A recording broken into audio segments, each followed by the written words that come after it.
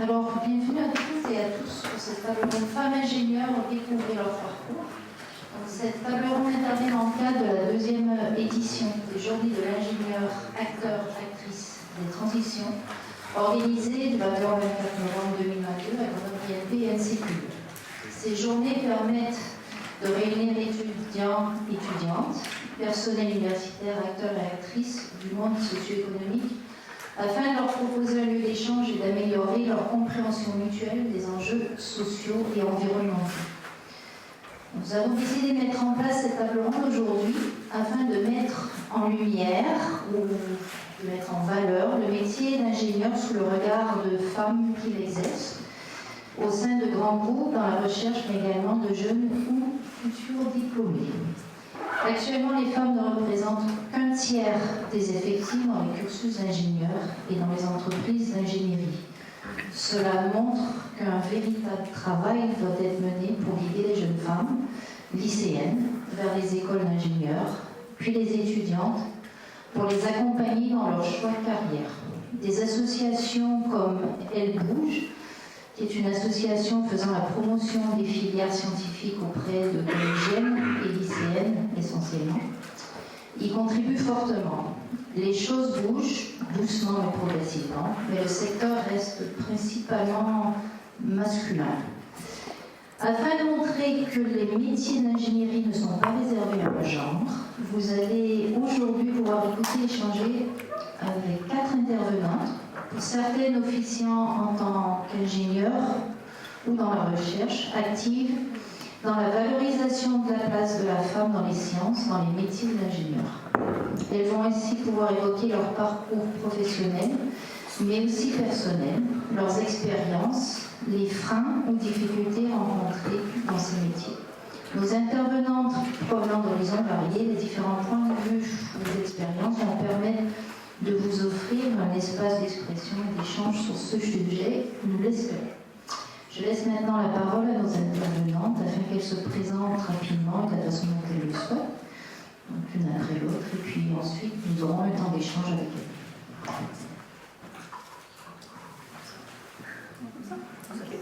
Très bien.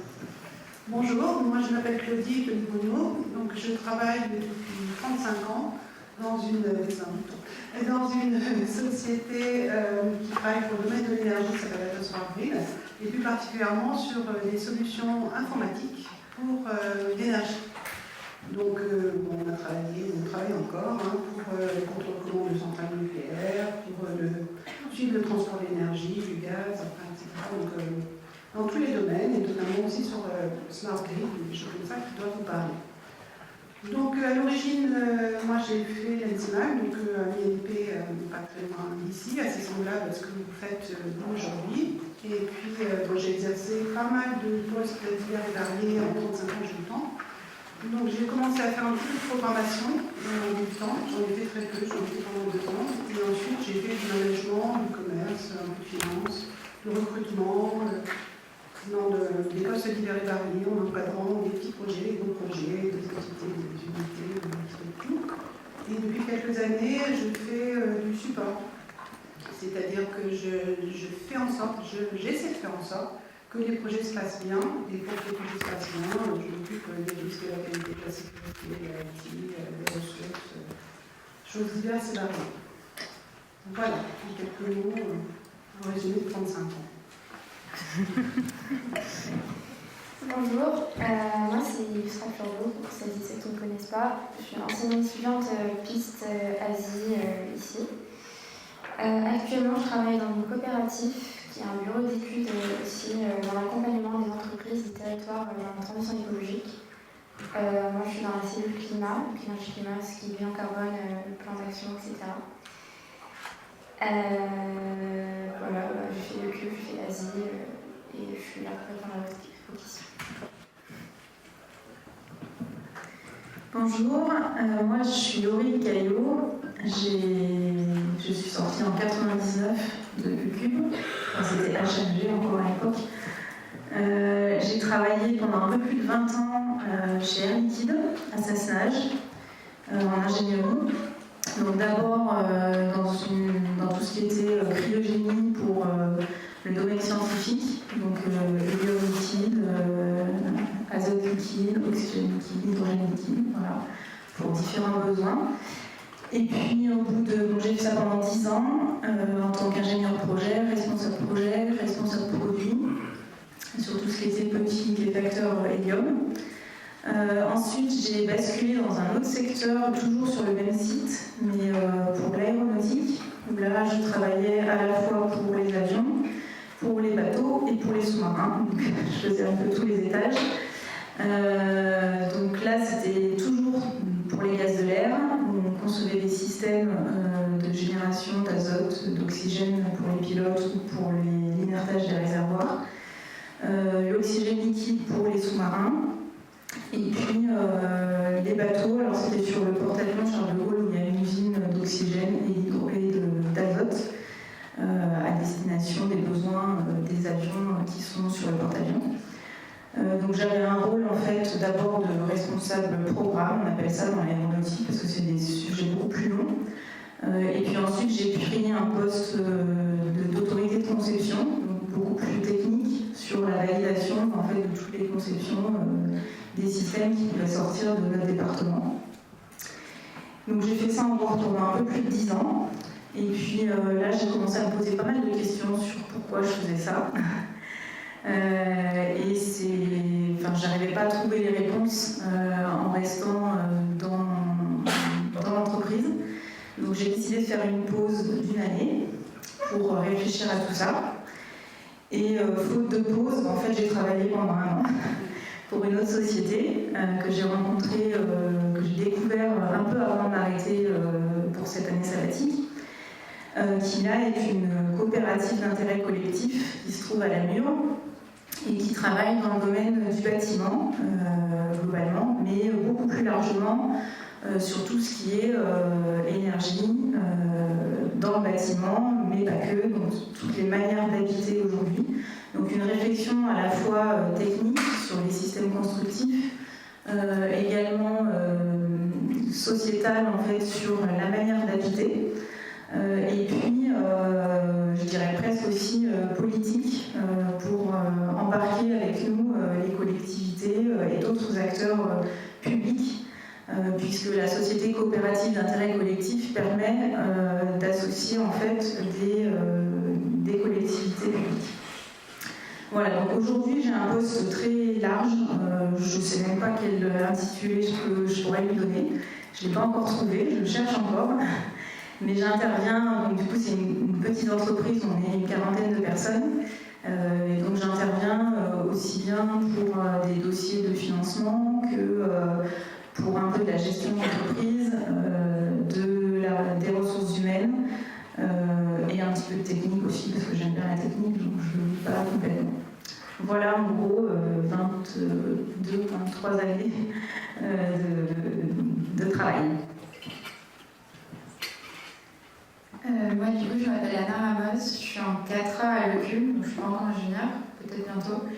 Mais du coup je suis dans le semestre piste et l'année dernière j'ai fait une année de césure où j'ai fait un stage d'abord et après j'ai créé et animé le podcast Épopée de femmes, qui est un podcast qui vise à donner la parole à des ingénieurs, des chercheuses ou des entrepreneuses qui ont des parcours pro et perso que je trouve, que j'estimais inspirants. Vous avez à la fois des gens dans un milieu vraiment scientifique, donc ingé et chercheuses, et des gens qui sont plus entrepreneuses, donc issus d'école de commerce ou quoi. Mais voilà, le but c'était de créer une représentation de métiers, soit qu'on connaît mal en général, soit dont on connaît mal les représentations féminines, et voilà, de donner un peu la parole à toutes ces femmes-là qui ont plein de trucs à dire. Et à côté de ça, je suis pas mal engagée dans la communauté des juniors entreprises de France. Voilà.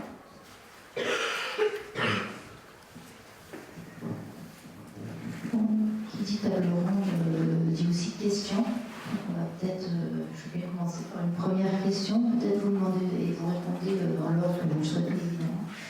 Est-ce que vous pourriez peut-être vous nous avez parlé de votre parcours, mais peut-être vous pourriez nous en dire plus sur ce qui vous a donné envie en fait d'aller vers ce type de parcours au départ, vers ces études d'ingénieur, vers ce milieu d'ingénieur, même si quelquefois au fil des ans, des évolutions, c'est important.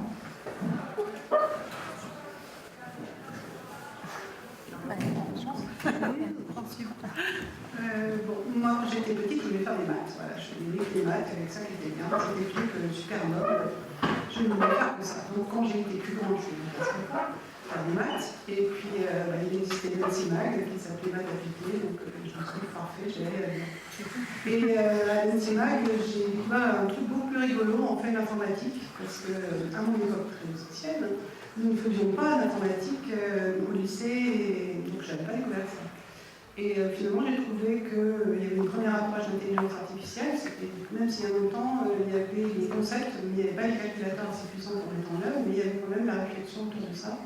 Et je trouvais que c'est quelque chose qui était très intéressant, informatique, très ludique, très logique, et qu'on pouvait faire plein de choses super avec ça. Et du coup, je suis devenue ingénieure informaticien. Voilà. Moi, si je suis ingénieure, c'est pas par une passion particulière. Quand j'étais petite, je m'en foutais de faire des maths ou autre chose. Je pense que je serais devenue danseuse ou autre chose, hein, si pas mes parents ils me poussaient vers l'excellence. Ensuite, j'ai fait prépa parce que je ne savais absolument pas quoi faire de ma vie. Mais j'avais pas trop le choix en fait, c'était soit la médecine, soit la prépa, donc j'ai fait prépa. En France, parce que je viens du Maroc. Et c'est à partir de la première année, fin de première année à l'UCUP que j'ai commencé à savoir ce que c'était un ingénieur et une ingénieure exactement. Parce que j'avais pas une idée très pragmatique de ce que c'était.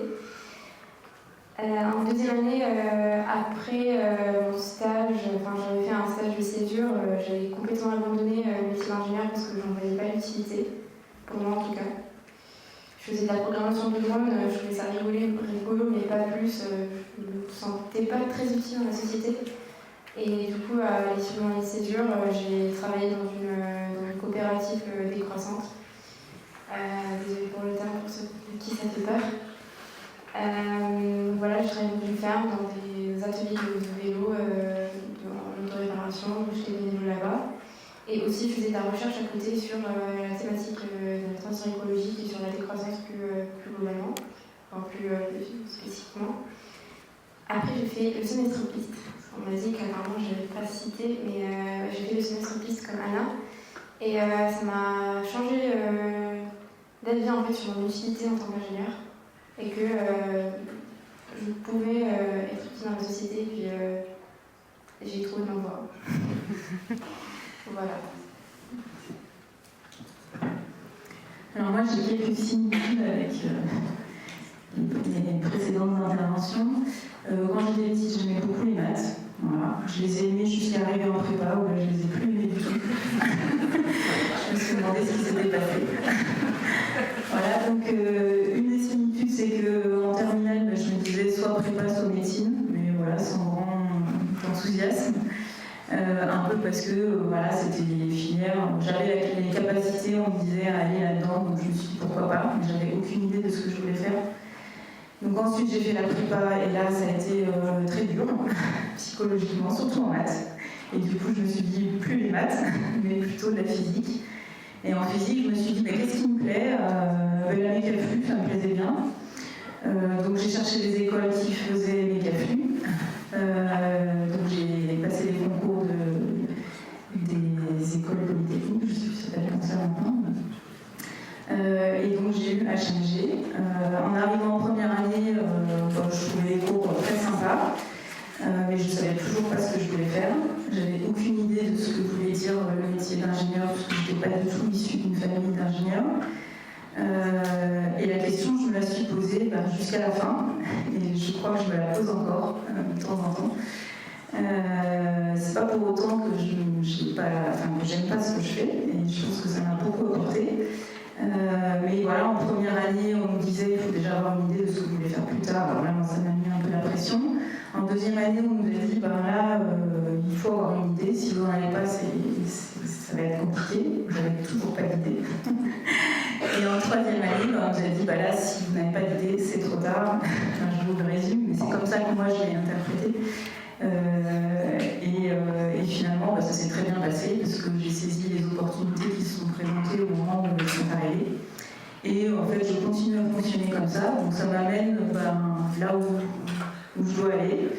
Je ne dis pas que je ne suis pas proactive, mais voilà, je pense qu'il y a énormément de choses à faire dans plein de domaines différents. Et à partir du moment où on veut le faire, finalement, on y va et on se donne les capacités d'y arriver. Et je pense que c'est ça, en fait, le côté intéressant en fait, de ces formations-là, c'est que finalement, ça nous donne la confiance en nous pour aller là où on a envie d'aller ou là où on aura des opportunités pour aller. Voilà. Moi, je dirais que c'était un peu... Au lycée, j'étais super intéressée. Enfin, au lycée, au collège, j'étais par le féminisme et l'écologie. J'aime beaucoup les maths aussi. Mais du coup, j'avais pas forcément la fibre non plus ingénieur. Je pense que je l'ai toujours pas d'ailleurs. Mais l'idée, c'était par ego, j'avais envie d'aller en prépa. Pour me prouver que je pouvais le faire. Enfin, c'est un peu bête, mais voilà, je pense que c'était ça. Du coup, j'étais en prépa, je suis allée en école d'ingé. L'école d'ingé, ça m'a pas trop plu. Maintenant, ça me plaît depuis que je suis en fils. Mais je préfère être honnête, c'était pas forcément facile. Je me reconnaissais pas du tout dans le métier d'ingénieur technique. Du coup, c'était pas forcément facile. Surtout à l'ENSECU, qui est quand même une école très très centrée sur la technologie, enfin la technologie au sens large, et la technique. Et donc, du coup, ce qui m'a un peu redonné envie d'être ingénieur, c'était la junior entreprise. Parce que j'ai découvert une autre façon d'être ingénieur, qui était plus transverse, qui était aussi ancrée dans des problématiques managériales et humaines. Et c'est un peu ça qui m'a donné envie. Et du coup, après, il y a toute la composante écologique où j'avais aussi envie finalement de travailler là-dedans. Et c'est comme ça, c'est un peu comme le thérapie, ça m'a un peu redonné l'espoir de pouvoir travailler dans un domaine qui m'intéresse. Et voilà, je dirais que c'est un peu ça, mais c'était pas quelque chose dont j'étais convaincue il y a 2 ans. Voilà. L'objectif d'une table ronde, c'est quand même de vous donner la parole. Donc, je vais me permettre de poser une dernière question pour centrer un peu le sujet sur la femme ingénieure, et je passerai la parole après. Parce que je pense que vous avez sûrement des questions à poser, qui sont probablement même plus intéressantes encore que les miennes. Est-ce que vous auriez, alors pour le rôle de celle qui le souhaite, à cette question, est-ce que vous auriez des expériences dans le parcours d'ingénieur très jeune qui vous ont marqué en tant que femme dans ce milieu d'ingénieur? Voilà, c'est ce que je ressens vers la femme ingénieure.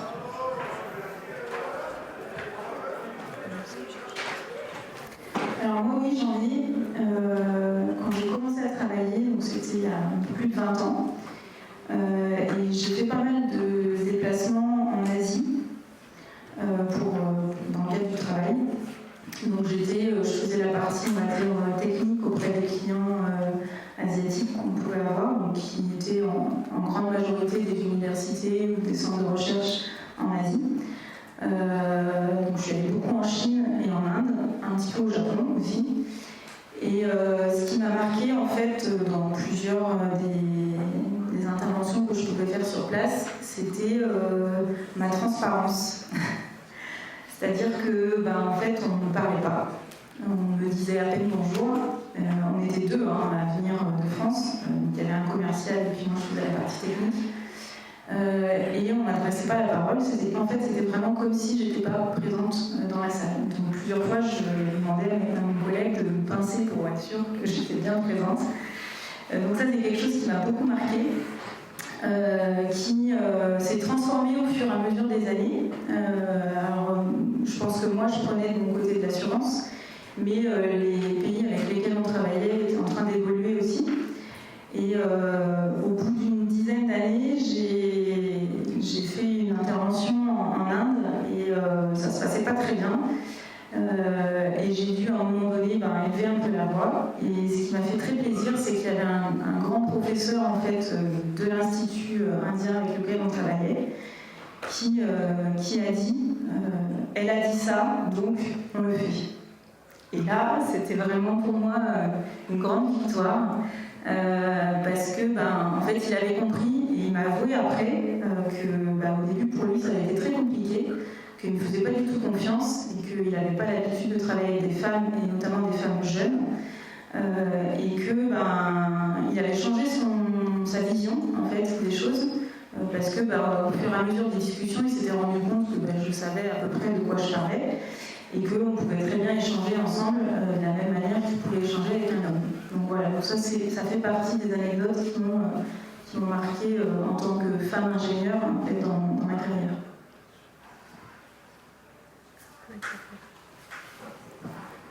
Moi, c'était mon stage de première année. J'étais dans une usine hydroélectrique au milieu de la montagne. Donc, milieu un peu déjà hyper masculin. Il y avait une équipe, on était 20 à peu près. Donc, il y avait 3 ingénieurs, c'était que des hommes, et que des techniciens après, et une technicienne, plus moi, qui était là pour un mois.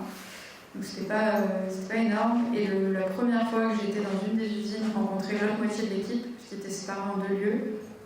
Il y a un homme qui est arrivé. Il a serré la main à tout le monde. On était après le premier confinement, donc c'était pas d'un point de vue sanitaire, on n'était pas au top. Et moi, il m'a fait la bise. Et j'étais là en mode, bah non. Enfin, j'ai rien dit, bien sûr, parce que ça faisait 3 jours que j'étais là, j'avais pas. Mais ça m'avait un peu choquée de manière générale dans ce stage. On me parlait pas trop de technique. Cette même journée, ils étaient en train de faire une réparation sur le transformateur de l'usine, donc un truc quand même assez incroyable et qui avait l'air quand même cool. Et il m'a expliqué comment l'eau se décantait pour qu'on enlève l'huile avant de la remettre à la rivière, parce que bref, on s'en fout. Il y avait une sorte de décantation d'eau, mais il m'en a parlé pendant 45 minutes, alors que déjà j'avais compris, et c'était vraiment pas le sujet principal qui se passait actuellement à l'usine. Et je pense que, j'avais quand même la sensation qu'il essayait juste de faire ce qu'il pouvait parce qu'il savait pas quoi faire, parce qu'il disait que j'étais pas trop capable de comprendre tout sur le transformateur. Ce qui était peut-être vrai, mais j'aurais bien aimé qu'on m'explique.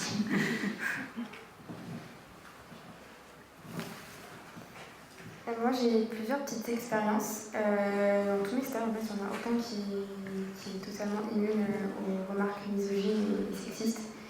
La première qui m'a le plus marquée, c'était dans une entreprise, du coup, c'est une start-up qui faisait des drones professionnels. J'étais la seule ingénieure fille qui travaillait là-bas.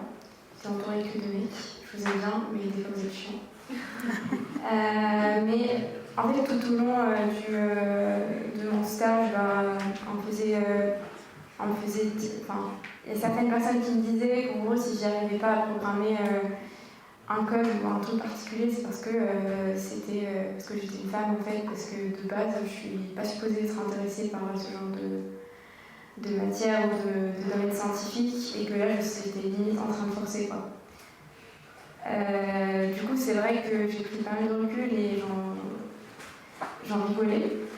Mais à force de rencontrer ce genre de personnalité, ce genre de remarques, on finit par le croire. Vraiment, on se dit que c'est vrai, c'est peut-être vrai, hein, peut-être que je suis vraiment pas adaptée pour le métier d'ingénieur et que je suis jamais assez intelligente peu importe ce que je fais. Donc voilà, c'est vraiment quelque chose dont je voulais parler. En fait, je trouve qu'on n'en parle pas assez, surtout en école d'ingénieur. On nous apprend à régler de gros problèmes, de gros problèmes scientifiques, on ne nous apprend pas à gérer des grosses personnalités vraiment chiantes. Et surtout, on ne parle pas assez, c'est le syndrome de l'imposteur. Moi, tout au long de mes expériences, je me disais tout le temps, en fait, si je suis là, c'est clairement pas parce que j'ai la compétence pour faire ça, mais parce que c'est du hasard. Je ne sais pas comment j'ai fait pour passer cet entretien ou autre, mais c'est pas possible que j'en sois arrivée là. Et parce que j'ai vraiment mis l'étiquette dessus que je suis pas la seule, et surtout je suis pas la seule femme ingénieure à ressentir ça. On prend beaucoup plus de recul très facilement sur ça. Et puis aussi, comme Anna, une expérience dans le BTP Génie Civil où les EPI sont vraiment pas adaptés pour ma petite morphologie. Soit des lunettes qui sont hyper grandes, mais aussi sans standard, soit des gants qui sont tellement grands que ça devient pas du tout sécuritaire de l'utiliser. C'est quelque chose qui n'est pas rencontre. Donc voilà, il y a vraiment du sexisme institutionnel qu'on voit tous les jours, c'est des petits trucs. On se dit, ouais, faut peut-être pas se prendre la tête avec ça, mais c'est très très important. Il y a aussi aller dans un QG, dans une base vie et retrouver plein de calendriers, de fameux. Ça existe encore ? Oui, ça existe. Moi, c'était il y a 20 ans. Trop peu de moment pour l'assassinat de l'eau, si je vais faire un petit tour là-bas. Voilà. C'est certaines des expériences un peu marquantes en tant que femme ingénieure. Merci. Bon, moi, je vais essayer de donner un ton un peu différent, parce que tout ça, ça me fait peur quand même. J'espère que ça ne me fait pas peur à vous. Bon, alors, comme dans les débats politiques, on avait eu un peu une question à faire. Hein. Donc, du coup, hier soir, je me suis dit, qu'est-ce que je vais leur raconter sur ce sujet-là? Et parce que, quelles sont c'était quoi, quelle expérience vous ont marqué en tant que femme? Alors, ça m'inspirait moyen bien. Alors, du coup, moi, j'ai une de mes filles qui a votre âge, qui est en école d'ingé scientifique aussi. Elle j'ai envoyé un SMS, je lui ai dit, j'ai cette question, attendez, j'attends quoi? Elle nous répond, il y a vraiment de l'habitude. Les mêmes expériences qu'un mec. Voilà, merci, tu l'as gagné. Bon. En fait, moi, je ne me sens pas professionnellement, je ne me regarde jamais comme une femme. C'est un truc que je n'ai jamais fait. Quand vous regardez une équation linéaire, vous ne posez jamais la question. Moi, en tant que femme de 22 ans, comment je vais la résoudre, quoi. Enfin, c'est pas... Quand vous avez un problème à résoudre, je pense que personne ne se pose la question en tant que femme, comment je le résous, en tant qu'homme, comment je le résous. Enfin, pour la plupart des problèmes, en tout cas. Donc, c'est effectivement, c'est ce que disaient mes camarades avant, c'est le regard des hommes, en fait, des hommes. Non, pas des hommes. C'est le regard extérieur qui vous renvoie à votre image de femme. Mais c'est certainement pas vous.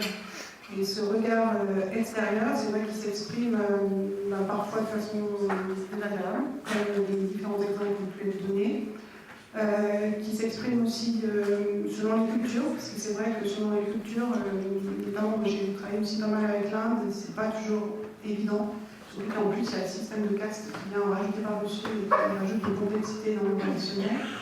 Mais il faut quand même savoir qu'au niveau des entreprises, déjà au niveau de la France, il y a un certain nombre de lois qui font que il y a des choses qui ne sont pas autorisées. Et au niveau des entreprises, il y a un certain nombre d'obligations et il y a tout un tas de systèmes qui font que cette forme de discrimination, on la rencontre quand même assez peu et franchement de moins en moins. Donc je pense que femme ingénieure, il faut oser, il faut y aller. Il n'y a pas de problème majeur. Moi, j'en ai jamais trouvé de problème majeur. Forcément, vous avez des relationnels qui passent bien parfois, ou qui passent moins bien. Il ne faut pas admettre qu'ils passent mal pour la raison d'être une femme. Et sinon, franchement, ça se vit bien. Il faut pas de gros exemples dramatiques. C'était juste pour changer un peu de plus, parce qu'il y a des choses avant qui vous font peur. La parole est pour vous. Est-ce que vous aurez des questions?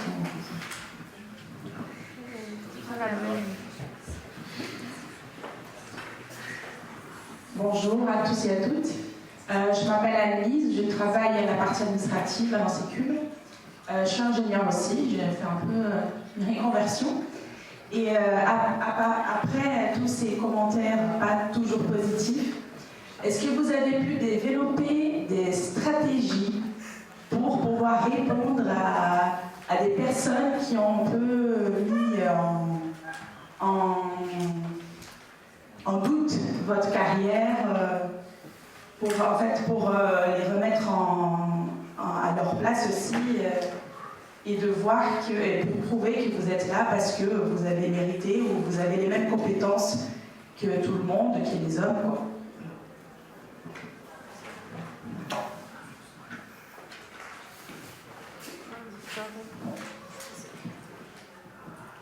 Moi, j'ai pas beaucoup d'expérience professionnelle pour en arriver là, mais je trouve déjà assez triste de poser la question. Parce que c'est-à-dire qu'il faut évoluer, passer par un processus d'évolution en fait, pour développer une sorte d'immunité envers ce genre d'expérience négative. Mais effectivement, cette autodérision, beaucoup d'autodérision et des réponses qui sont pas forcément très constructives.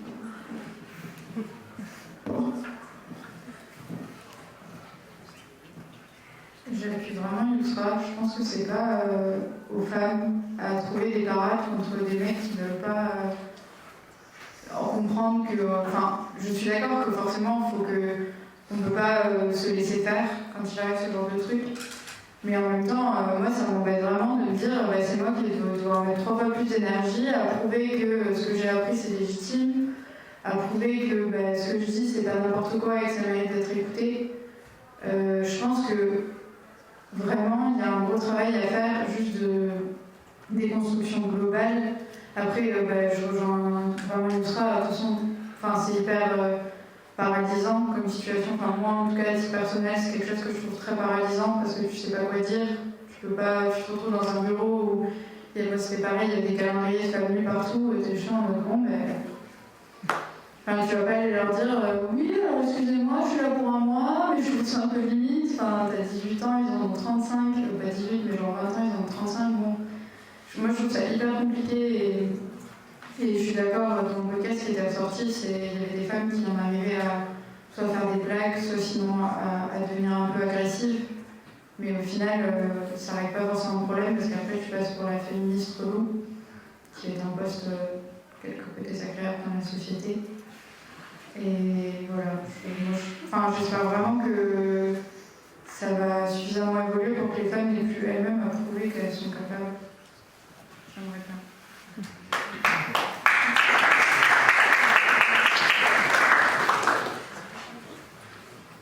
Alors moi, je vous invite tous à venir visiter ma société et s'il y en a qui trouvent un calendrier de femmes nues, vous me dites, parce que alors là, ça fait quand même 34 ans et demi que j'en ai pas vu. Donc, je suis d'accord que les deux situations, les expériences que vous avez vécues, elles sont, même pour moi qui suis quand même arrivée à une époque où les femmes ingénieures, il y en a encore moins, c'était encore plus exotique, on va dire, quand même des choses que je n'ai jamais vécues. Donc, c'est quand même des situations un peu atypiques que vous avez vécues, absolument pas normales. Et c'est quelque chose en entreprise, personnellement, moi, j'ai jamais vécu et j'ai pas de collègues de mon âge qui l'ont vécu. Mais bon, je ne conteste pas que ça existe et c'est quand même franchement dommage que ça existe encore. Ce qui nous amène aussi à penser qu'il faut quand même garder une grande vigilance parce que les droits qu'on peut penser acquis, ils sont relativement récents. Parlons en Roumanie, c'était un peu différent à l'époque. Et surtout, rester vigilante pour que tous ces droits restent bien les vôtres. Mais je voudrais quand même dire que cet extrême, je trouve, de traitement de femmes ingénieures est quand même extrêmement rare. On arrive à faire entendre sa parole, donc c'est vrai qu'il faut peut-être un peu plus de froideur, il faut peut-être un peu plus de parler peut-être un peu plus fort ou de façon un peu plus percutante pour être entendu. On est peut-être un petit peu moins facilement entendu, mais on est présente, on est respecté. Si on ne l'est pas, on s'en défend, on le refuse. Le moindre irrespect est inacceptable et il faut le refuser. Vous vivez aujourd'hui avec des collègues qui sont les ingénieurs de demain, les ingénieurs hommes de demain. Je ne sais pas comment se passe le comportement entre vous, étudiants, mais je suppose qu'il se passe bien et respectueusement, et il n'y a aucune raison dans le milieu professionnel que ce ne soit pas la même chose.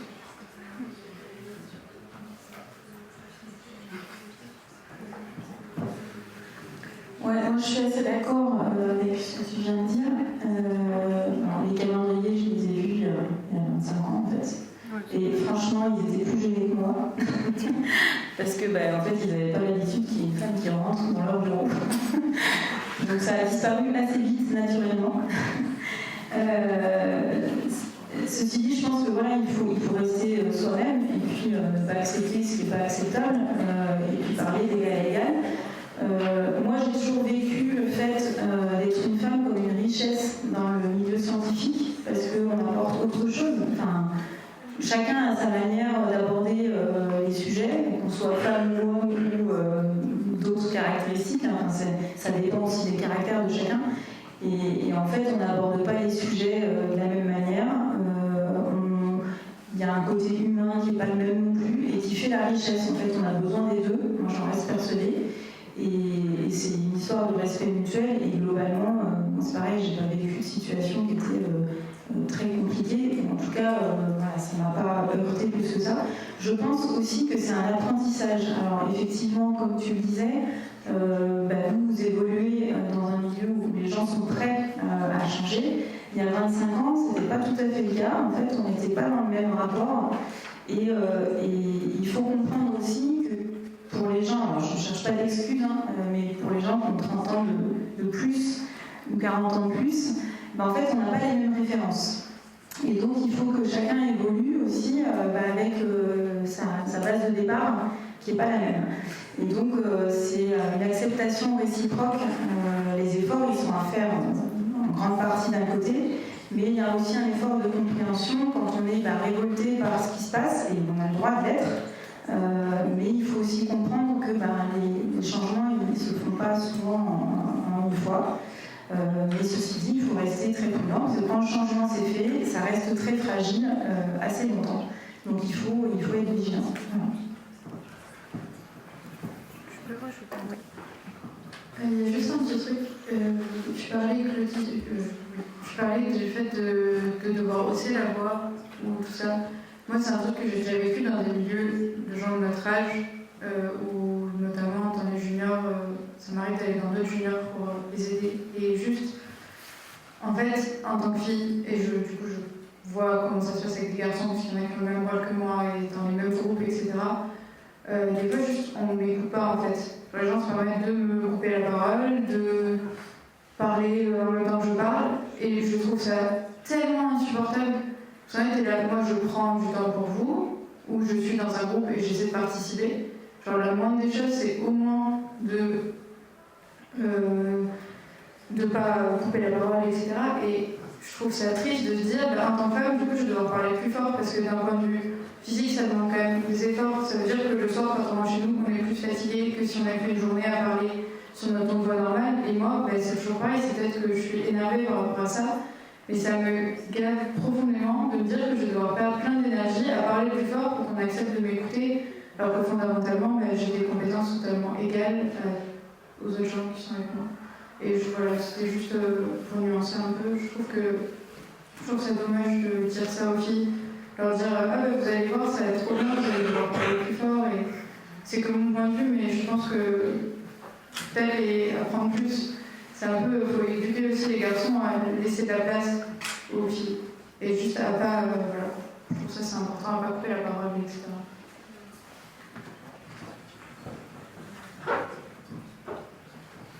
Bonjour, je m'appelle Sam, je suis étudiante en piste avec Anna. Et du coup, je la rejoins sur les problématiques qu'on rencontre aujourd'hui. Et je voulais rebondir notamment sur le fait d'instaurer une formation. Vous, en tant que femme ingénieure qui avez un recul par rapport à toutes ces violences, que pensez-vous de la pertinence d'instaurer des formations obligatoires au sein du cursus ingénieur afin de déconstruire en fait les étudiants et les étudiantes, parce que je pense que la vision, ça vient des deux genres, sur les questions de sexisme qui sont présentes, moi je pense constamment dans notre vie d'ingénieur.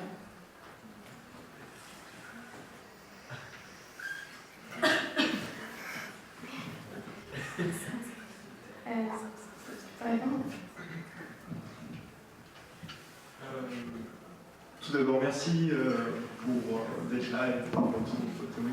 Mais moi, c'était plus pour rebondir par rapport à cette question. Est-ce que ça ne serait pas plus une problématique d'éducation plutôt qu'une problématique liée au genre? Peut-être répondre à la première question. Effectivement, ça peut aller dans les deux sens. Je ne veux pas déculpabiliser le fait d'être une femme qu'on est moins respectée lorsque l'on parle, mais plus que le fait que, effectivement, c'est par exemple un homme ou une femme qui a du mal à se faire écouter dû, par exemple, à une personnalité plutôt renfermée, on ira moins, par exemple, à lui parler ou à l'écouter à l'inverse, plutôt qu'une femme ou un homme qui a plus de charisme, qui a des facilités, d'aisance, la parole, la rhétorique, etc. Voilà, c'est juste pour... Peut-être que vous voulez répondre à ça. Peut-être répondre à la première question. Peut-être qu'on fait répondre à la première question. Je vais répondre à ça déjà. Alors moi je trouve que c'est vraiment très très important, parce que je disais tout à l'heure, c'est qu'on n'est pas assez formé pour confronter la jungle du monde professionnel, parce qu'on y retrouve différentes personnalités et on n'est pas tous charismatiques et avec beaucoup de confiance en nous pour affronter ça. Du coup, pour moi, il faudrait vraiment qu'il y ait des formations pour mettre mes pieds d'égalité la plupart des ingénieurs Et aussi, personnellement, pour pouvoir vraiment avoir la bonne armure en fait, en tant que femme ou homme ingénieur pour faire ça. Donc, je suis pour. Et puis, pour répondre à ta question, j'ai pas l'énergie, je vais passer. Je crois qu'il y a juste que du coup la Non, mais je voulais juste compléter par rapport à ça, c'est que vous ne le faites pas à l'école, il faut savoir que ça existe en entreprise. Par exemple, on a des formations qui s'appellent le marketing de soi, qui sont des formations sur plusieurs mois et qui sont destinées essentiellement aux femmes pour qu'elles intègrent la façon de montrer leurs compétences aussi. Il n'ait pas ce fameux syndrome que tu évoquais, le syndrome de l'imposteur, et qu'elles se sentent mieux et qu'elles se sentent la capacité de montrer qu'elles sont compétentes. Donc si ça n'existe pas à l'école, c'est pris en charge par un bon nombre d'entreprises derrière.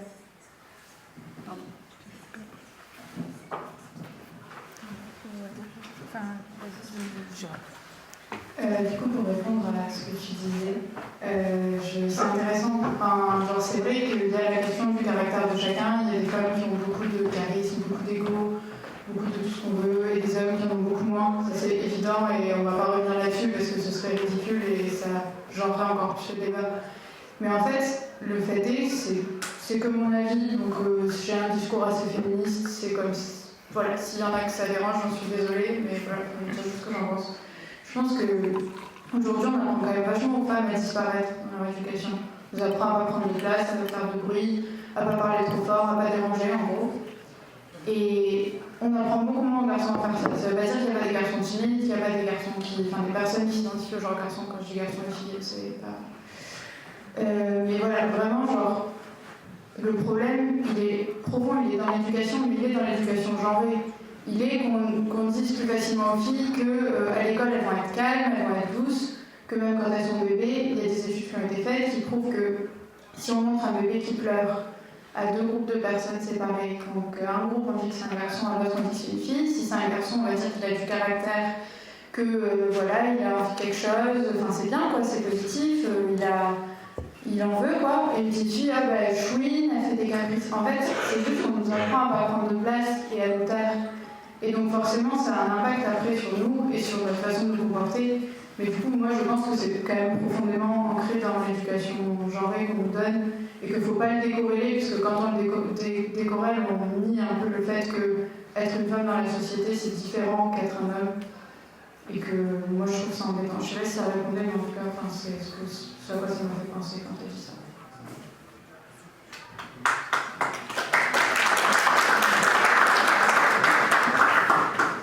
Alors moi, sur la question de la formation, je rejoins un peu Claudine sur le fait que pour moi, ce qui est plus important, c'est la confiance en soi, en fait. Et ça, on devrait le travailler depuis tout petit. Et je pense que c'est quelque chose qui nous manque beaucoup en France, notamment. Je ne connais pas les autres pays, donc je ne peux pas me prononcer pour les autres. Mais je pense que ça commence par là, en fait. Et il y a des garçons aussi qui n'ont pas confiance en eux. En fait, il ne faut pas croire que c'est qu'une histoire de genre. Alors, effectivement, la société nous pousse plutôt en tant que femmes à ne pas avoir confiance en nous. Mais je pense que ça commence par là. Et ce serait peut-être d'ailleurs un bon moyen d'aborder les choses en laissant de côté un peu cette opposition genrée qui peut avoir ses côtés, on va dire, pervers. Et du coup, plutôt apprendre à chacun à prendre confiance en soi. Et c'est quelque chose qui n'est pas facile et qui devrait se faire très régulièrement. Moi, j'ai fait plusieurs formations en fait, sur le sujet. Et franchement, je me suis toujours dit, mais je devrais en faire une tous les ans, quoi, parce que ça nous repose sur ce qui est important pour nous, sur là où on se sent bien, là où on doit progresser, etc. Et en fait, il suffit de commencer par là pour ensuite ne plus avoir ces difficultés à ressentir en fait certaines choses qu'on va ressentir plus ou moins fort en étant femme ou homme. Voilà. Salut à tous, à toutes et à tous. Du semestre piste. Moi, je me demandais, je pense savoir que du coup, il y a certaines assos féministes où il y a des réunions non mixtes, si je ne dis pas de bêtises, donc uniquement entre femmes, donc c'est dans le milieu associatif. Est-ce que vous pensez que ce serait cool que ça puisse se faire en entreprise si c'était légal et si ça pourrait apporter de nouveaux trucs, de nouvelles visions de la vie, pas forcément des réunions, mais ça peut être des travaux de groupe entre femmes, etc. Est-ce que ça pourrait être cool pour vous et comment vous abordez la question? Alors moi personnellement je suis pas pour du tout. Voilà, mais ça c'est mon avis personnel. Je l'ai dit tout à l'heure en fait, moi je trouve que la richesse elle est dans la différence des caractères. Pour moi c'est comme si on disait voilà on fait un groupe avec des gens qui ont tous le même caractère. Non en fait voilà, je pense qu'il faut mélanger aussi bien les cultures, les genres, les caractères pour avoir un groupe qui ne tourne pas sur lui-même en fait et qui s'enrichit des expériences des autres et des avis des autres. Et je trouve que ça en fait partie. Voilà, moi personnellement c'est pas quelque chose qui me pousserait à participer. C'est pas ce qu'il va faire que je vais participer à un groupe. Voilà. Moi je suis d'accord aussi, je ne suis pas pour. Moi je suis pour la notion de bienveillance. Je pense que la bienveillance et l'accueil, notamment la bienveillance féminine, on va dire, ou entre femmes, c'est quelque chose qu'on peut mettre en place, qui est assez naturel, on peut s'entraider. Je pense que cette entraide-là, elle peut avoir un sens. Par contre, je ne suis pas pour tourner effectivement uniquement sur des groupes féminins ou exclure les hommes de la réflexion. Ça ne me paraît pas légitime. Et ce qu'on met en place dans la société, c'est la notion de parrainage. Donc on a des marraines et des parrains qui vont accompagner un ou une nouvelle embauchée dans son parcours et qui vont l'aider à s'intégrer, l'aider à aussi se mettre en évidence. On a aussi le mentoring. Et le mentoring, il est aussi assez dirigé sur les femmes, justement pour aider les femmes à prendre des positions qu'elles n'osent peut-être pas revendiquer, mais qu'elles pourraient avoir. Ce genre de choses, moi j'y crois, je suis assez favorable à ça, mais ça n'est pas une exclusion. C'est un accompagnement positif et effectivement peut-être un peu plus aidant pour les femmes que pour les hommes qui en ont naturellement un peu moins besoin.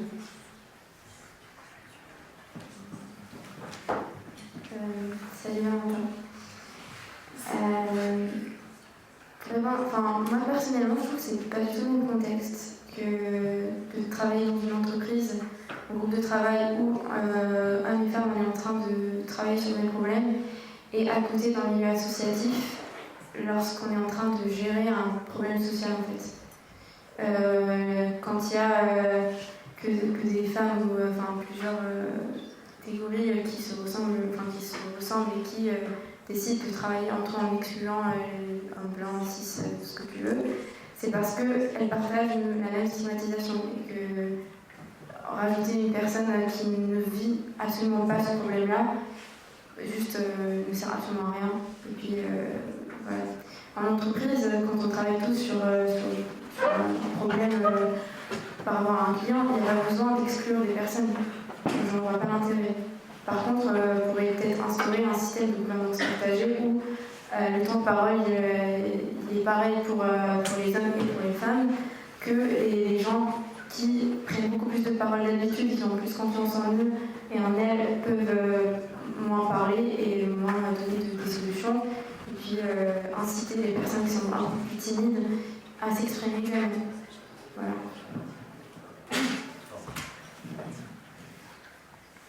Je rejoins vachement Yousra sur le fait que ça ne soit pas tout à fait le même contexte, que du coup forcément je ne peux pas l'appliquer tout à fait pareil.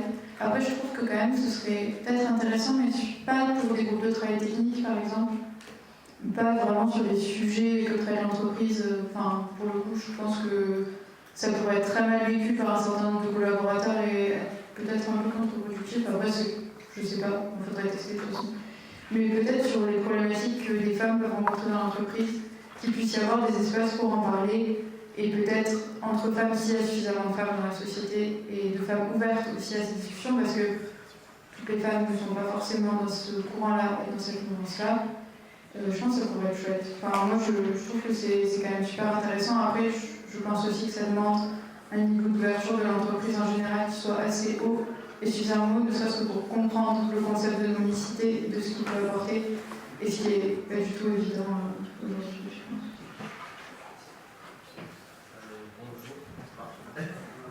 Juste être en mieux appuyé. Ça marche? Ah. Bonjour, moi j'ai une question. C'est aujourd'hui, dans plusieurs années, je ne sais pas exactement, mais il y a des lois qui obligent les grandes entreprises à avoir un quota minimum de femmes cadres dans leurs entreprises. Et c'était juste pour avoir votre opinion, est-ce que vous voyez ça d'un bon oeil, ou justement ça inciterait les grandes entreprises à recruter des femmes juste parce qu'elles sont des femmes et non pas pour leurs compétences ou leur travail? Ça, c'est une bonne question, parce que moi j'y étais confrontée. Et j'ai été confrontée dans deux situations.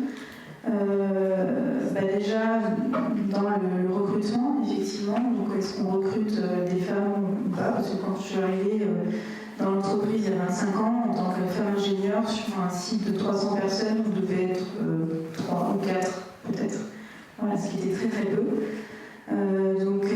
Effectivement, alors il n'y a pas eu vraiment tout de suite de quota qui était défini, mais ceci dit, c'est quand même un peu c'était dit, mais sauf qu'en face, en fait, il y avait très peu de candidates, parce que dans les écoles, il n'y avait pas encore autant de femmes qu'aujourd'hui. Donc ça pose quand même des questions. Alors après, on a redéfini un peu les termes en disant que voilà, à compétences égales, à on va dire candidats qui présentaient tous les deux des compétences ou des caractéristiques similaires, on allait plutôt privilégier les femmes que les hommes si on avait plusieurs types de candidats. Ce qui était une bonne chose, ce qui a permis en fait de mixer quand même beaucoup plus les populations, ce qui n'était pas fait au départ, et a priori sur des compétences similaires. Voilà. Donc ça c'est une première. Mais ceci dit, voilà, en arriver à définir vraiment un quota, c'est compliqué parce que ça veut dire qu'il faut avoir en face les personnes qui se présentent. Et c'est pas toujours le cas. J'ai eu un autre cas similaire pour les élections du personnel. Voilà. On avait là vraiment, pour le coup, c'était la loi qui demandait à avoir des quotas équivalents en fonction du pourcentage de femmes dans l'entreprise. Et on n'avait pas de candidates en fait, enfin pas assez en tout cas. Ce qui faisait que nos listes n'étaient pas conformes. Alors qu'est-ce qu'on fait? On refait des élections, c'est compliqué à organiser, ça prend du temps. Et on avait des candidats hommes qui étaient très motivés aussi pour faire le travail. Donc ça nous a posé problème et en fait on a essayé de passer par outre, mais on s'est retrouvé avec des listes incomplètes juste pour ces raisons de quota. C'est un peu dommage en fait, quelque part. Donc je pense qu'il faut encourager, mais alors, qu'il y ait des lois pour ça, c'est bien. Après, est-ce qu'il ne faut pas assouplir un petit peu quand on est dans des situations d'impasse en fait, où plutôt que de remettre en question une élection, se poser la question de est-ce qu'on ne pourrait pas faire autrement?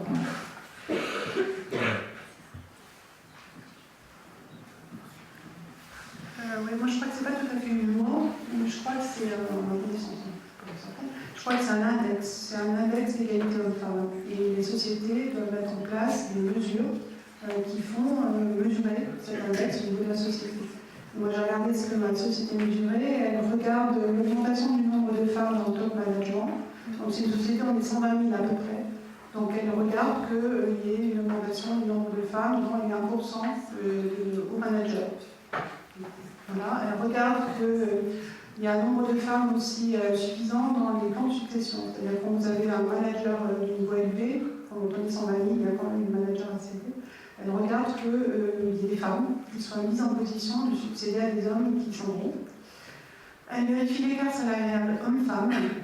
Ça, c'est quelque chose qu'on vit 2 fois par an, c'est-à-dire qu'ils font à niveau égal,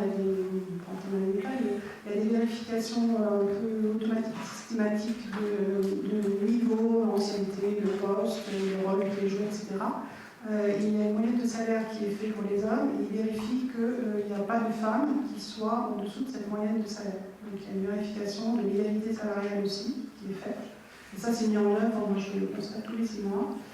Et il regarde aussi l'augmentation des embauches de femmes, effectivement. sachant que, disait Aurélie, qu'il y a moins de femmes, vous êtes moins nombreuses féminines dans les écoles scientifiques que les hommes, donc forcément, par proportion, on embauche moins. Je crois qu'avant, les années 70, dans l'informatique par exemple, je crois que c'était vraiment parité. Il y avait 50% d'hommes, 50% de femmes.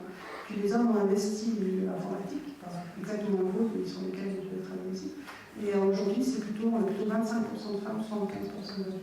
Mais bon, on s'applique à effectivement à être très attentive aux candidatures féminines. Et puis, moi, est-ce que je trouve ça bien? Moi, pour moi, c'est comme l'astre du cœur. C'est bien que ça existe, mais c'est dommage qu'on en ait besoin.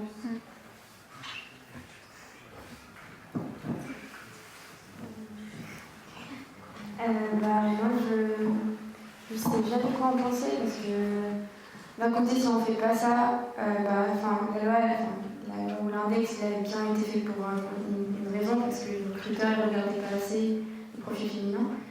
C'est vrai que c'est pas applicable à toutes les entreprises. C'est ce qui parce que oui, il y a d'autres problématiques.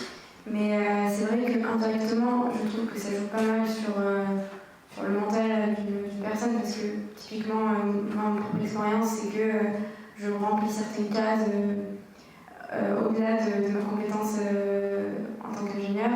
Oui, je suis une femme de couleur. Voilà, c'est double avantage. D'un côté, l'index féministe féminin et en plus l'index d'inclusion des personnes de couleur. Donc, est-ce que je suis embauchée parce que je suis une femme de couleur ou je suis embauchée parce que je suis une bonne ingénieure? C'est une question que je me pose tout le temps et je me suis jamais posé la question jusqu'à ce qu'on me dise t'es là parce que t'es rebeu et t'es pas. Ok, merci, mais. C'est quand même assez dommage d'en arriver là. Mais je pense que pour moi, ouais. J'espère qu'un jour, on n'aura pas besoin de faire ces quotas-là et que les recruteurs le rejettent correctement. Moi, j'étais plutôt contre au début. Avant de commencer mon podcast, j'étais plutôt en mode ça me saoule de me dire que peut-être je vais être embauchée parce que je suis une femme. Et après, en discutant avec des gens, je me suis rendu compte qu'en fait, cet argument de dire que tu es embauchée parce que tu es une femme, il est faux. Parce que c'est plus que. D'après ce que j'ai pu comprendre, et souvent j'ai l'impression, c'est plus qu'avant, on n'aurait même pas regardé ta candidature en fait. Juste, on aurait fait c'est une femme. Salut, poubelle. Alors que maintenant, du coup, ils regardent plus les candidatures, et comme ils sont obligés à un moment de les regarder, ils se disent en fait, certes c'est une femme, mais elle a fait 2-3 trucs qui sont intéressants de ça. Et moi, j'ai tendance à penser qu'un recruteur, vu l'argent qu'il investit dans le cas d'un ingénieur, je ne sais pas dans les autres secteurs, vu l'argent qu'il investit dans toi, s'il embauche quelqu'un de pas compétent, ça va lui coûter beaucoup plus cher et ça va être beaucoup plus compliqué pour tout le monde. Donc, je pense que juste d'un point de vue purement capitaliste et économique, ils ne le feraient pas en fait.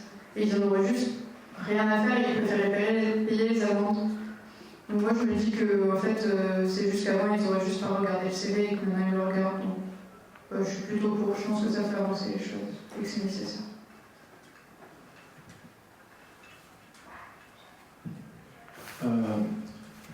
On a tous parlé de la confiance en soi, et c'est quelque chose d'extrêmement important, et aussi du syndrome de l'imposteur. Et par exemple, j'ai une amie qui n'est pas venue aujourd'hui parce qu'elle trouve que ce genre de discussion la rabaisse et elle la ramène trop à sa condition de femme, parce qu'on a marre par exemple de remarques des professeurs quand elle va en cours qui disent tiens c'est marrant, cette année il y a plus de filles. Et du coup ce que je voudrais vous demander c'est est-ce que vous trouvez que la formation vous a rabaissé en tant qu'ingénieur et vous a diminué dans votre estime de soi et dans votre confiance en fait?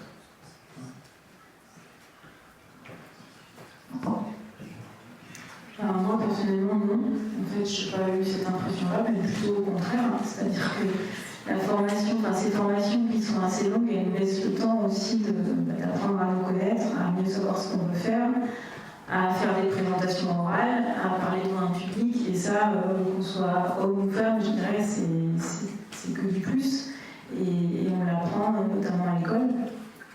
Donc non, j'ai pas eu cette impression que la formation m'ait rabaissée ou m'ait ramenée à la condition de femme, au contraire. Et j'ai toujours eu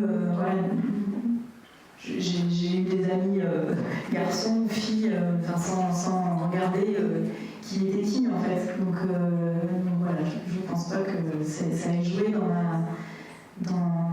dans le sens que vous donnez, et plutôt à l'inverse, en fait, moi ça m'a permis de prendre confiance en moi au fur et à mesure des années. Et je pense que c'est plutôt, enfin en tout cas pour ma part, c'est plutôt une histoire de caractère que de genre. Ma confiance en moi est pas, enfin mon peu de confiance, mon manque de confiance en moi à un moment donné est plutôt lié à mon caractère qu'à ma condition de femme.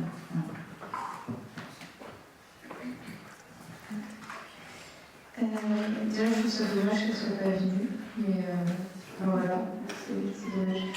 Mais en vrai, moi je trouve que je comprends ce qu'elle veut dire. Genre des fois, j'ai eu l'impression que on parlait, que certains profs, pas du tout tous, c'était pas vraiment une généralité, mais des fois on parlait un peu différemment, qu'on m'écoutait moins. En fait, c'est peut-être dans ma tête aussi, parce que je suis peut-être un peu câblée là-dessus, je sais pas. Mais des fois, c'est quand même l'impression que j'ai eue. Après, je dirais pas que ça m'a rabaissée en tant que personne. Je trouve qu'on a quand même la chance d'être dans des milieux où il y a quand même, notamment à l'Institut des femmes, à des hauts postes, et ça rassure un peu. Enfin, je trouve ça chouette.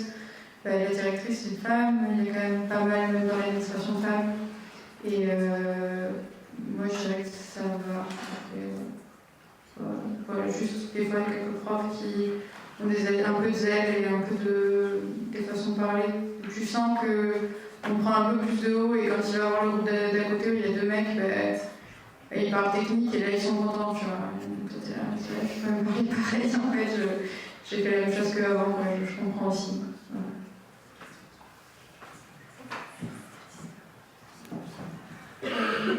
Alors déjà c'est vraiment dommage que ça soit pas venu, mais moi je trouve que le syndrome de l'imposteur, on peut vivre en tant qu'homme et femme dans tous les domaines, pas forcément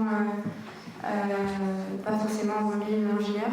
Moi j'ai personnellement vécu parce que j'étais tout le temps confrontée à des hommes, et j'étais tout le temps entourée par des hommes, et surtout que c'est qu'on vivait la même chose mais de différentes manières. C'est que moi je me disais, j'ai pas les compétences pour faire ce job, j'ai peut-être pas les compétences, peut-être qu'on m'a choisi par hasard, alors que mon homologue homme va dire ils m'ont surestimé.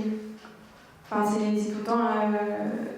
Je pense que je sais pas si j'ai bien expliqué la chose, mais voilà, c'est toujours très compliqué à analyser, mais moi personnellement, je trouve que la formation, elle m'a beaucoup apporté. J'ai pas trouvé d'inégalité dans des centres, dans des termes techniques, en tout cas dans l'apprentissage technique du métier. C'est vraiment, je pense que le monde n'était pas prêt d'accueillir les femmes dans l'ingénierie tout court. Et que ça se fait petit à petit, puis on va rester là, on va partir nulle part, et puis plus il y a des femmes qui vont représenter l'ingénieur plus le monde il sera plus prêt pour nous. Enfin, voilà. Non, j'ai rien à rajouter sur la formation parce que je la vis pas. Voilà. À mon époque, quand j'ai entendu quelques trucs comme c'est bien pour une fille, quand j'arrivais à câbler un machin à peu près comme il faut. Donc ça m'a pas traumatisé, ça m'a fait rigoler. Et puis, donc je suis en accord avec ce que vous dites. Ça marche. Bonjour.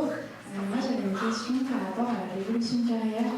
Est-ce que vous avez remarqué que vous aviez les mêmes opportunités que vos collègues, ou que vous avez des différences? Et du coup, vous avez dit que dans votre société, il n'y avait pas d'écart salarial. Je voulais savoir si c'était votre cas aussi. Et je ne sais pas si les deux plus jeunes ont eu l'occasion de le voir. J'ai oublié la première partie de la question, c'était quoi? C'était, est-ce que vous avez eu les mêmes possibilités d'évolution de carrière?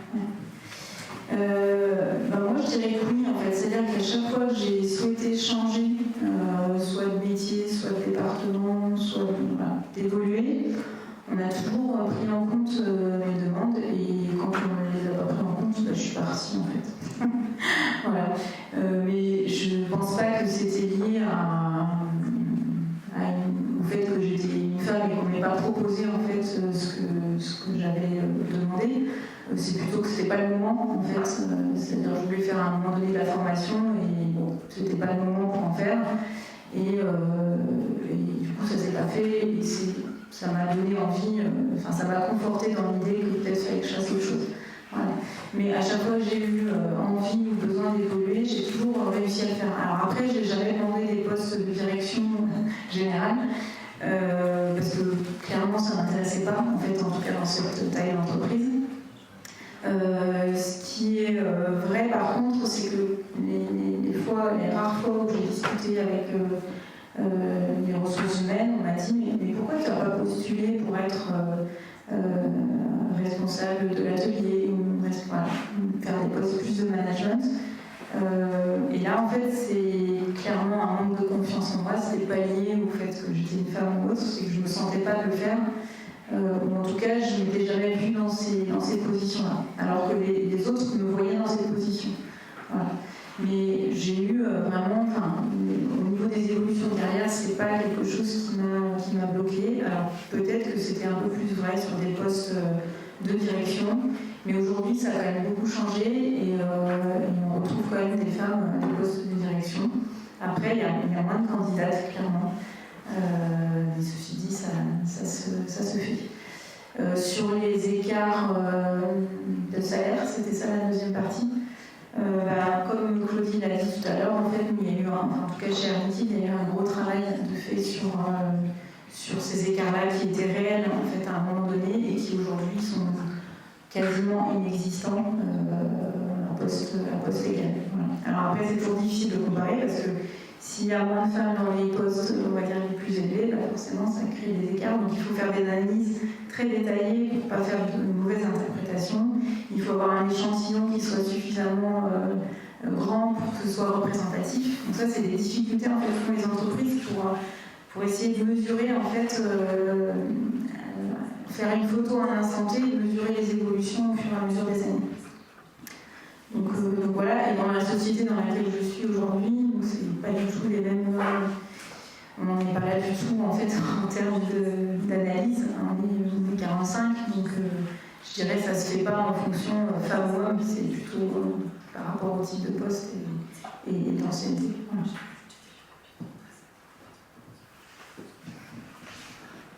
Alors du coup, moi, puisque je viens de commencer à travailler, j'ai pas trop d'évolution possible pour l'instant. Mais au niveau salarial, je sais que dans un de mes stages, un des anciens étudiants de l'UCUB d'ailleurs, qui était mieux payé que moi, je ne sais pas pourquoi exactement, peut-être qu'il a pu négocier, mais j'ai pas vraiment creusé le faire parce que je suis pas restée chez eux de toute façon. Mais je sais que là où je travaille actuellement, il y a une transparence sur les salaires de tout le monde, donc je trouve que c'est bien comme ça, pas de souci à se faire.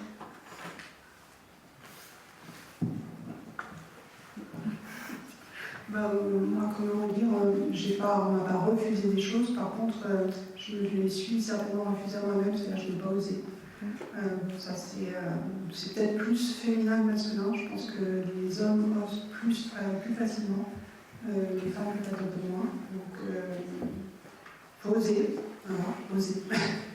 Et donc, après, au niveau de la carrière, ce qui n'est pas complètement, il faut être honnête, évident, c'est de faire coïncider bien la maternité et la vie de famille avec une vie professionnelle féminine. C'est encore pas hyper facile. Et moi, ce sont des éléments qui ont joué sur ma carrière aussi, même si c'est quelque chose qui est accompagné, puisque maintenant la loi oblige, lorsque vous revenez de maternité, à retrouver votre poste, pour retrouver votre salaire. Lorsque vous êtes absente pour congé maternité, même s'il est long, vous êtes augmenté comme les autres. Donc il y a un certain nombre de systèmes de protection. Par contre, il faut quand même reconnaître que si vous n'êtes pas là, la société elle avance beaucoup. Ça reste une réalité. Et tant que ces messieurs ne porteront pas d'enfants, je pense qu'il y aura une certaine influence. Donc, si vous trouvez la solution, réfléchissez. Ouais, je vais compléter un petit peu, effectivement, c'est quelque chose qui est réel. En fait, on est absent pendant parfois 1 an, ou un peu moins, en tout cas plusieurs mois, c'est sûr. Et ça continue de tourner. Et ce qu'il faut dire aussi, c'est que quand on revient, on a changé. En fait, on n'a plus forcément les mêmes. Même si on ne veut pas au départ, par la force des choses, on a d'autres idées en tête et ça nous change. Et en fait, c'est pas facile non plus pour l'employeur, ou en tout cas les gens avec lesquels vous travaillez, de trouver la juste position pour en même temps être dans la bienveillance de la personne qui a forcément eu un bouleversement dans sa vie et en même temps ne pas la mettre de côté au niveau du travail. Et en fait, moi j'ai eu le cas en tant que déléguée du personnel, par exemple, d'une femme qui m'a sollicité parce que on lui avait accordé trop de temps. En fait, on lui disait tout le temps, non mais prends tout le temps, t'as un bébé à t'occuper, etc. Et en fait, elle, le seul truc dont elle avait envie, c'était de recommencer à bosser pour s'activer un peu le cerveau différemment. Voilà, donc en fait, ça partait d'une bonne intention, on ne voulait pas la brusquer, et en même temps, elle le vivait assez mal en fait. Voilà. Donc il faut trouver ce juste milieu, et qui est aussi vrai pour les hommes, et pour le coup, on ne prend pas forcément en compte, mais l'arrivée d'un enfant, il concerne en général 2 personnes, et pour le coup, il y a des hommes qui peuvent se sentir aussi peu reconnus dans ce truc-là. Donc voilà, donc c'est forcément un changement, on a été absente pendant plusieurs mois, et il faut que on soit capable de dire ce qu'on attend à notre tour, c'est pas toujours évident, et qu'en face on puisse nous apporter, se mettre à la hauteur de nos attentes. Est-ce qu'il y aura encore une question?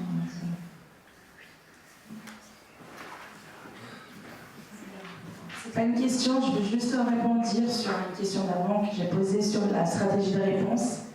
Je pense que parfois il y a des situations qui sont tellement récurrentes je pense que pour la sororité même, envers d'autres femmes, il faut qu'on développe une stratégie de réponse. Parce que si ça arrive avec toi, tu sais que ça va arriver à ta collègue. Et je pense qu'on ne peut pas laisser passer ça. Et je suis d'accord aussi que ce n'est pas aux femmes de faire l'éducation des hommes quand il s'agit de toutes les remarques qu'on peut passer, qu'on peut subir pendant notre carrière. Mais on a un rôle aussi de trouver une réponse et de mettre les gens à sa place. Quand on est légitime, il faut trouver une stratégie, quoi. Il faut s'unir et pouvoir répondre et continuer, parce qu'on ne peut pas non plus se rabaisser. Et ça se voit après dans notre carrière aussi, parce qu'on va moins oser, ou on va devoir travailler encore 2 fois plus pour prouver qu'on a une place dans une entreprise. Et je pense que ce n'est pas le cas pour tout le monde. Ça arrive plus souvent à nous. Voilà. Je suis hyper d'accord avec ce que tu as dit sur la sororité. Je pense que c'est un truc qui est hyper important à développer, que ce soit en école d'ingé ou dans le cursus en général ou en entreprise. C'est l'idée que les femmes se soutiennent entre elles, soient bienveillantes entre elles et travailler aussi à créer un espace safe pour elles au travail. Donc ça passe, je sais pas, par exemple, par ne pas rabaisser une autre femme en public, ne pas rire à une blague sexiste s'il y en a une. Peut-être que la personne, elle est paralysée parce que c'est elle qui la reçoit, mais que vous, si vous êtes à côté, vous pouvez plus facilement réagir. Et ça passe aussi par... donc il y a les femmes, il y a aussi les hommes dans ces situations-là. Parce que dire oui, moi je fais pas des blagues sexistes, c'est très bien, bravo. Mais il y a aussi ne pas rigoler aux blagues sexistes des potes, ne pas rire aux blagues sexistes des collègues. Ça demande du courage, mais en vrai, le jour où déjà tout le monde arrivera à faire ça, je pense que ça améliorera beaucoup les choses et que ça créera vraiment ce que tu dis. C'est une forme de stratégie au final de développer cette bienveillance les uns envers les autres, et que ça soit dans la sororité ou dans la laïcité en général, que ce soit entre les femmes et les hommes. Je pense que c'est important. Et donc je rejoins vraiment ce que tu as dit, je suis d'accord. Alors moi je suis d'accord avec toi sur certains aspects. Après sur le fait de devoir trouver un feuille de route un peu de comment répondre aux remarques misogynes. Je veux dire, chaque personne répond à n'importe quelle malveillance de sa propre manière, que ce soit un homme ou une femme. Donc j'ai pas envie d'écrire un manuel sur comment se comporter avec les connards. C'est un peu trop demandé, je trouve, et intellectuellement ça tape un peu sur le cerveau aussi. Donc voilà, je suis totalement d'accord sur le fait qu'il y ait de la sororité, qu'il y ait de la bienveillance en fait tout court entre nous les femmes et envers les collègues hommes et femmes, les deux, mais voilà. Après, si je peux me permettre, je pense que c'est quelque chose qui doit se faire dans la société en général et pas forcément relier ça au travail. Ça doit être général. Déjà, quand on voit des trucs sexistes dans la rue, ça doit être même pas que pour les femmes de réagir, ça doit être à tout le monde. Et je suis pas voilà. C'est dommage de devoir le spécialiser, de devoir en parler pour l'entreprise, alors que ça devrait être normal de partout. Oui, je suis complètement d'accord avec toi. Après là, c'est femme ingénieure, donc c'est pour ça qu'on en parle. Mais oui, c'est malheureusement vrai. Enfin, il faut absolument qu'on déconstruise toute la société en entier. Mais bon, je pense que ça, il faudra consacrer un peu plus de temps que. Je pense qu'on ne pourra pas résoudre tous les problèmes de la société aujourd'hui. Il ne faut pas tout mettre à la poubelle non plus. Il y a quelques trucs qui sont pas là. Peut-être pour terminer, un petit mot de la fin, la parole chacune, avant de se quitter, si vous voulez. Moi, je voudrais juste vous dire que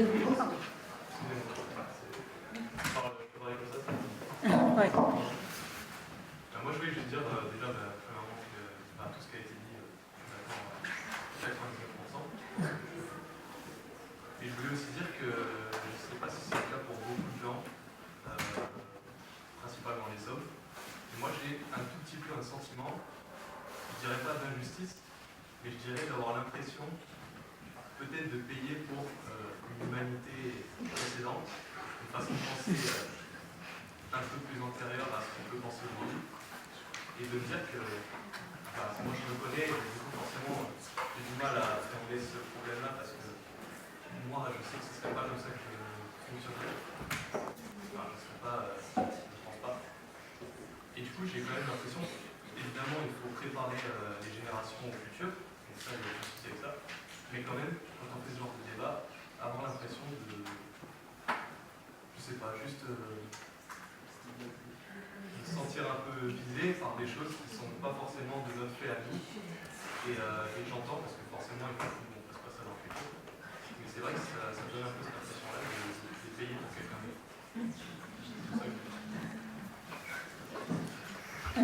Déjà, tu as raison de le dire, c'est ce que tu ressens. Après, il y a un truc qui est assez.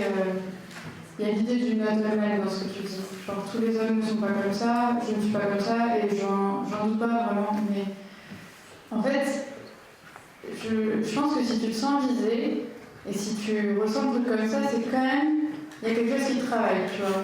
Et c'est pas grave, mais non, c'est pas du tout contre toi, c'est pas en tant que personne.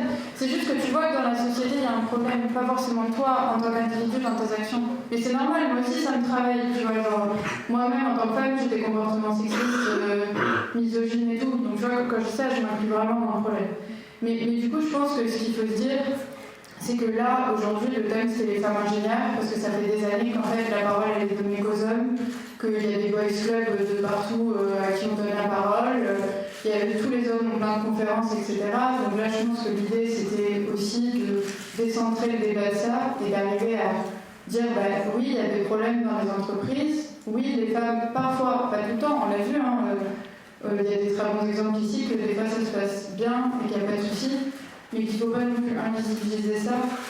Et je pense que vraiment, si tu te sens touché, c'est aussi que c'est qu'il y a un problème dans la société. Et je comprends cette impression que les hommes sont plus comme ça aujourd'hui, mais en tant que fille en école d'ingé, je peux te dire que des trucs sexistes, il y en a tous les jours, même dans l'école, juste en regardant un petit peu, il y a plein de comportements hyper anormaux, hyper déplacés, et juste, si jamais ça vous dérange vraiment, au pire, vous n'allez pas en parler, quoi. Mais honnêtement, il faut en parler parce que c'est pas normal ce qui se passe.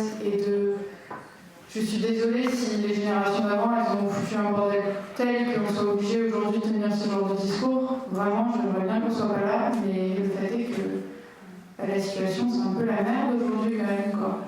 Donc, parlons-en. En tout cas, c'est comme mon avis. Voilà. C'est pas contre toi, c'était juste, je pense que c'est important de. Et si tu veux, sinon je peux te renseigner sur des trucs féministes, sur le Not All Men qui explique bien mieux que moi, sur pourquoi on parle d'un problème de société et pas de personnes en général. Voilà, je suis ressentie capable de l'expliquer, mais il y a des super posts là-dessus. C'est juste pour préciser, je voulais vraiment pas dire que le problème est absolument résolu aujourd'hui. Je sais. Le livre qui avait été déjà une première étape qui avait été franchie et c'était juste. Voilà. Ouais, en fait, je pense que n'importe quel problème social et sociétal qui prend du recul en tant que partie, enfin, soit une victime de ce système-là ou pas du tout, ou partie prenante. Donc, oui, comme disait Anna, j'ai rien ajouté, mais c'est pas contre toi personnellement. Enfin, on sait que le problème il existe, on sait que tes semblables sont principalement dans le problème. Donc il faut essayer d'éduquer autour de toi et toi-même essayer de diminuer le mal qui se faire. Enfin, c'est vraiment pas contre toi.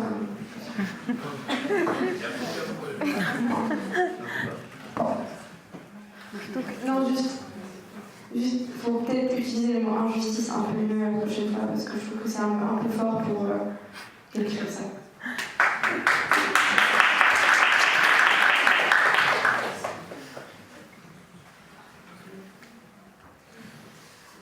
Vous voulez ajouter autre chose?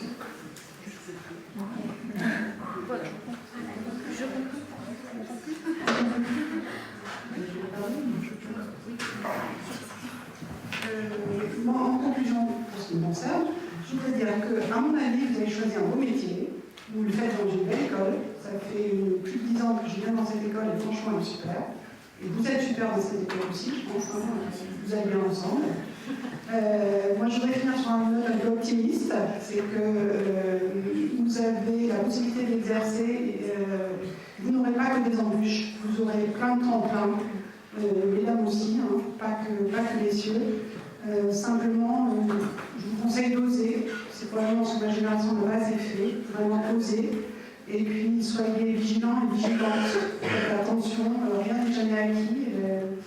Bon, il y a un film de Simone Veil qui sort de temps en temps, je ne sais pas si vous l'avez pas ou pas, mais quand on voit ces combats, ils sont assez récents, donc faites attention à ça. Et puis le fait qu'il y ait ce genre de débat comme on l'a eu tout de suite, ça montre bien quand même qu'il y a une certaine ouverture, une certaine possibilité. Donc vous avez plein de clés, vous avez la possibilité d'amener plein de choses à la société, vous n'êtes pas que dépendant de toutes les communes et les présidents. Donc allez-y.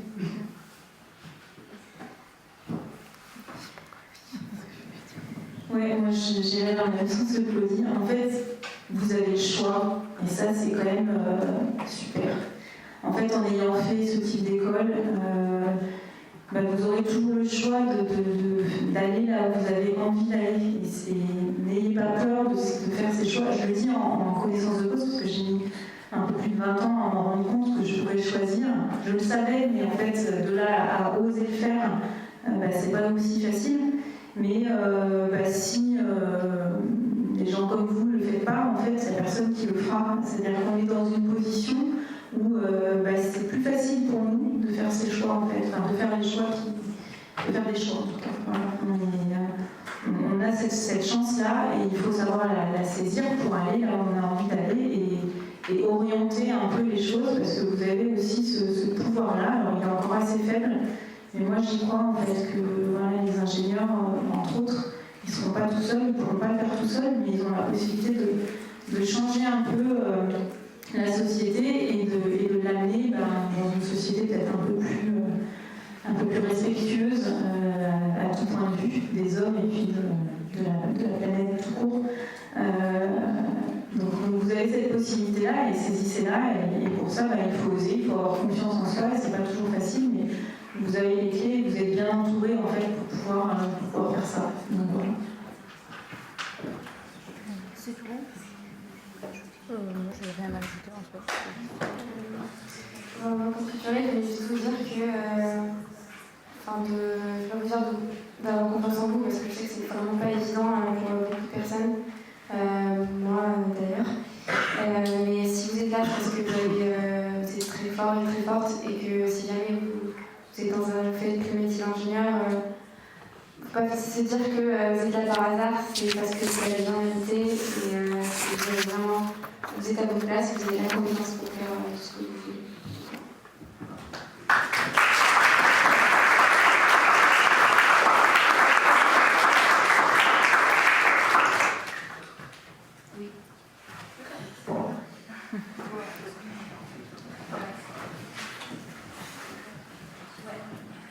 J'ai noté des petites remarques. Comme il y en a qui semblent peut-être douter du fait que. Enfin, peut-être. Vous disiez que c'était rare selon vous, en gros, l'oppression, le ressenti de l'oppression, etc., des hommes vers les femmes. Et toi aussi, ta remarque. Voilà. Alors, rien qu'ici, dans cet amphithéâtre, juste en l'espace d'une heure, il y a eu genre pas mal de démonstrations de ça, en fait. Donc par exemple, quand Sam elle s'est fait reprendre sur sa question, juste le fait qu'on soit majorité de femmes et que ce soit majoritairement des hommes qui ont pris la parole, juste voilà, ça fait pas mal de choses. Et ensuite, moi je m'intéresse à ces questions d'oppression, de sexisme et tout, depuis maintenant 4 ans. Ça fait 4 ans que je suis encore en déconstruction par rapport à moi-même, même mes propres comportements que je peux avoir sexistes par rapport aux femmes. Et donc c'est un travail de tous les jours, enfin, voilà. Donc dire voilà, moi je suis quelqu'un de bien, c'est faux. Et je pense qu'il ne faut jamais arrêter de se remettre en question sur ces agissements, que ce soit quand on est une femme ou quand on est un homme. Et le moment où on croit qu'on est une personne bien, bah, c'est qu'on s'en éloigne.